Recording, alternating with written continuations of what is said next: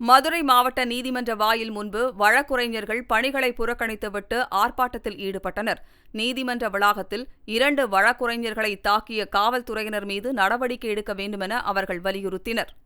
குமரன் மற்றும் பாலமுருகன் ஆகியோரை தாக்கிய குற்றவாளியை அண்ணாநகர் காவல் நிலைய ஆய்வாளர் சார்பாய்வாளர் நீதிமன்றை தப்பிக்க விட்டார்கள். இது குறித்த காவல்துறை ஆணையாளரிடம் நடவடிக்கை எடுத்தோம். தற்போது எஸ்ஐயை மாற்றினதா சொல்லியிருக்காங்க, இன்ஸ்பெக்டரை மாற்றினதா சொல்லியிருக்காங்க. நேற்றைய தினம் முன்ஜாமீன் மனுவில் நீதியரசர் அந்த செயலை கண்டித்து உடனடியாக கைது செய்ய வேண்டி அந்த மனுவை டிஸ்மிஸ் செய்திருக்கின்றார். எனவே இதை புரிந்து கொண்டு மதுரை மாநகர் காவல்துறையும் கியூ பிரான்ச்சும் மதுரை மாவட்ட புறநகர் மாவட்ட காவல்துறையும் எச்சரிக்கையாக நடக்க வேண்டும் என்று மதுரை வழக்கறிஞர் சார்பில் எச்சரிக்கை செய்ய விரும்புகின்றோம்.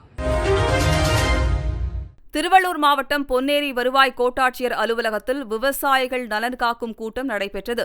ஆனால் இந்த கூட்டத்தை புறக்கணித்த விவசாயிகள் வட்டாட்சியர் மதிவாணனை முற்றுகையிட்டு வாக்குவாதத்தில் ஈடுபட்டனர்.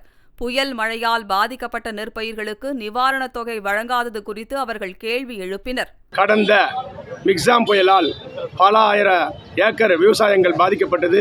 மத்திய மாநில அரசுகள் பார்வையிட்டு கணக்கெடுப்பு செய்தனர்.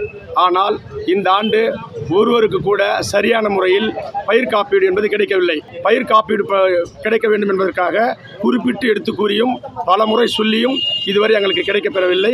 ஒரு சில சொற்ப விவசாயிகளுக்கு மட்டுமே இந்த நிவாரணமும் பயிர் காப்பீடும் கிடைத்துள்ளது. மற்ற விவசாயிகளுக்கு கிடைக்கவில்லை.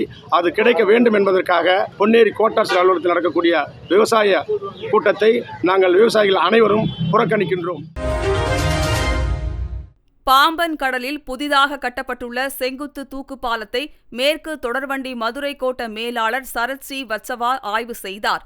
பின்னர் செய்தியாளர்களிடம் பேசிய அவர், புதிய பாலம் வழியாக விரைவில் தொடர்வண்டி சேவை தொடங்கப்படும் என்றார்.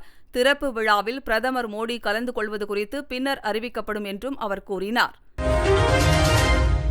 ஜிஎஸ்டி வரி விகிதம் குறித்து நிதியமைச்சரிடம் கோவை அன்னபூர்ணா உணவக உரிமையாளர் சீனிவாசன் கேள்வி எழுப்பியதைத் தொடர்ந்து இந்த விவகாரம் மிகப்பெரிய அளவில் பேசுபொருளாக மாறியுள்ளது. குறிப்பாக கிரீம் பன்னை வாடிக்கையாளர் ஒருவர் வாங்கி பிரிப்பது போன்று காணொலி ஒன்று வெளியாகி பரபரப்பை ஏற்படுத்தியுள்ளது.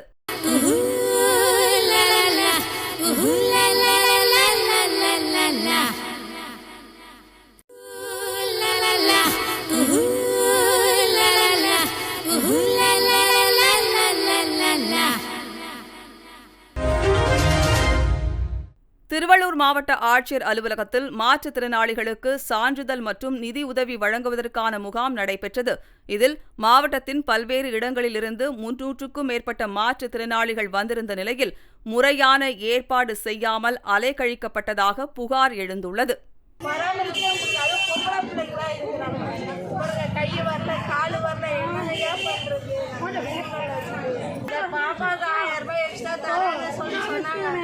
அதுக்காக வந்துருக்காங்க. 2000 வருது, 1000 வருது. ஏன் எங்களுக்கு ரொம்ப எதுவும் செய்யணும் சாமி. வயதுக்கு வாங்கி எங்களுக்கு நடவடிக்கை காட்டுங்க ஐயா. நாங்கள் வெளியே போக முடியல ஐயா. அரசாங்கம் ஏதோ நன்மைகளை செஞ்சாங்க. நல்லாவே எவ்வளவோ டிவியில் போடுறாங்க, எத்தனையோ பேர் பார்க்கணும். பாலா தம்பி கூட எதாவது செய்துன்னு சொல்கிறாங்க. அந்த மாதிரி இந்த மாற்றுத்திறனாளிகளுக்கு எதனா செஞ்சால் நல்லா இருக்கு. கோடி புண்ணியா.